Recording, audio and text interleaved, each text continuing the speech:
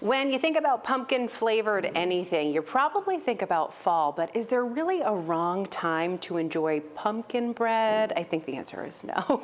Gabi Michaud with Rosemont Market and Bakery is here with us in the 207 kitchen, and she's going to show us how to make pumpkin bread. I can't wait for this. Thanks for coming in. All right, where should we start? Well, first of all, this is like one of the most simple quick breads that you can make. I love because that. You don't need to use a mixer or anything, which is something that I love. Yep. Less dishes also. Oh, great. So first thing that we're gonna start with is I have my oil and eggs in this container right here. So I'm just gonna pour that in, and then I'm gonna add in my sugar.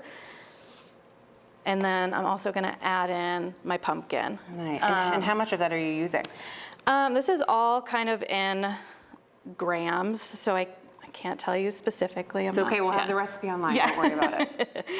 That's one thing that I didn't memorize for this. It's okay. So try and get obviously as much ingredient out as you can out of your containers. So once I get this stuff in, then I'm just gonna use my whisk for this part and get it all mixed together. All in. Smells very pumpkin-y. Oh my gosh, it smells so good. Which is what we love. Good. And you were saying this is a pretty popular recipe. Yes, this is such a popular recipe for us. People, every year I feel like we tack on a month for like the seasonality of it. Yep. So last year we kept it up until May. This year, who knows, maybe we'll keep it all summer just because it sells so well. Yeah. And people love it. Okay, so now for this part, I'm gonna use my spatula and I'm just gonna fold in the flour and the leavening and the spices. Okay. Folding it in prevents the gluten from being like overworked, so you don't get like big air bubbles in your quick breads and things like that. Okay. So I'm just gonna sprinkle the flour in, and you can do it in additions as well. You don't have to do it all at once, so that you're not like obviously also overworking your wrists and things like that. Right. Add in my spices and my baking soda, and then for folding, you're just gonna start from the outside and then just fold it over, and that helps incorporate everything.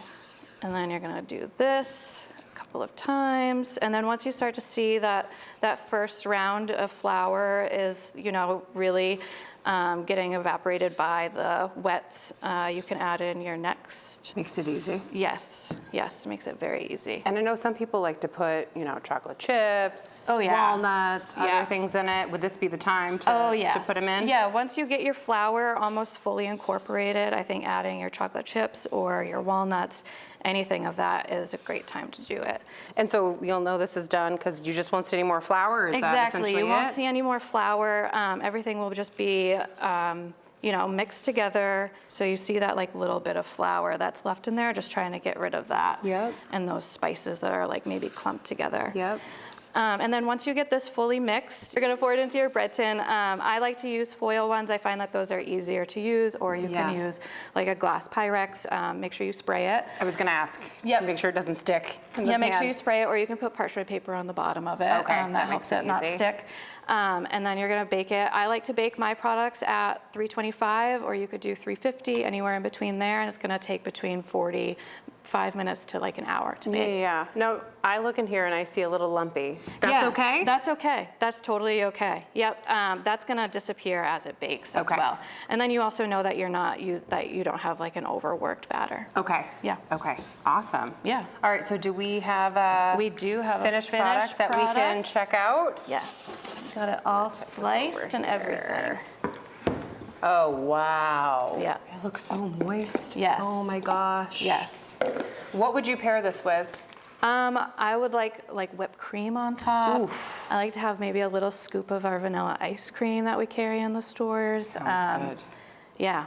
Or honestly, just plain.